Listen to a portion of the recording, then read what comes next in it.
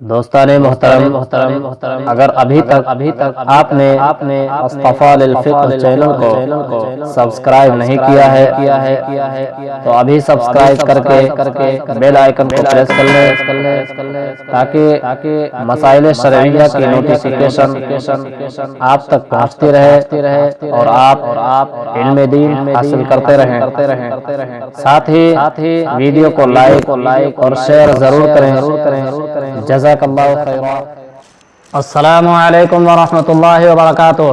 ناظرین کرام، انوار شریعت کا جو ہمارا کورس چل رہا تھا وہ رمضان المبارک کی تیاری کی وجہ سے موقوف کر دیا گیا تھا، لیکن اب پھر ہم اس چیز کو جاری کرتے ہیں اور انوار شریعت پھر سے ہم سیکھنے کی کوشش کریں گے۔ تو ناظرین کرام، چلیے موبائل کے اسکرین پر چلتے ہیں اور سیکھنے کی کوشش کرتے ہیں۔ تو ناظرین کرام، جیسا کہ آپ دیکھ رہے ہیں کہ ہم موبائل کے اسکرین پر آ چکے ہیں اور انوار شریعت کا پیج نمبر 7 ہمارے سامنے اوپن ہے۔ ہمارا سبق یہ فرشتے کا بیان مکمل ہو چکا تھا، تو آج کا سبق ہے خدائے تعالیٰ کی کتابیں۔ سوال: خدائے تعالیٰ کی کتابیں کتنی ہیں؟ جواب: خدائے تعالیٰ کی چھوٹی بڑی بہت سی کتابیں نازل ہوئیں۔ بڑی کتاب کو کتاب اور چھوٹی کو صحیفہ کہتے ہیں، یعنی اللہ تعالیٰ کی چھوٹی بڑی بہت ساری کتابیں نازل ہوئیں۔ ان کتابوں میں جو بڑی کتاب ہوتی تھی ان کو کتاب ہی کہتے ہیں، اور جو چھوٹی کتابیں ہیں ان کو صحیفہ کہتے ہیں۔ ان میں 4 کتابیں بہت مشہور ہیں۔ اول توریت جو حضرت موسیٰ علیہ السلام پر نازل ہوئی، دوسری زبور جو حضرت داؤد علیہ السلام پر نازل ہوئی، تیسری انجیل جو حضرت عیسیٰ علیہ السلام پر نازل ہوئی، اور چوتھا قرآن مجید جو ہمارے نبی اکرم صلی اللہ علیہ وسلم پر نازل ہوا۔ اگلا سوال ہے، پورا قرآن مجید ایک دفعہ نازل ہوا یا تھوڑا تھوڑا؟ جواب: پورا قرآن مجید ایک دفعہ اکٹھا نہیں نازل ہوا، بلکہ ضرورت کے مطابق 23 برس میں تھوڑا تھوڑا نازل ہوتا رہا۔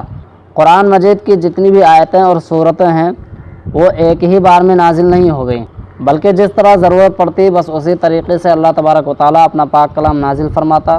اگلا سوال ہے، کیا قرآن کی ہر سورت پر ایمان لانا ضروری ہے؟ جواب: ہاں، قرآن مجید کی ہر سورت اور ہر آیت پر ایمان لانا ضروری ہے۔ اگر ایک آیت کا بھی انکار کر دے یا یہ کہے کہ قرآن جیسا نازل ہوا تھا اب ویسا نہیں بلکہ گھٹا بڑھا دیا گیا ہے، تو وہ کافر ہے۔ اب سوال کر رہے ہیں کہ قرآن مجید کی ہر سورت پر ایمان لانا ضروری ہے یا کسی ایک آیت پر ایمان لانا ضروری ہے؟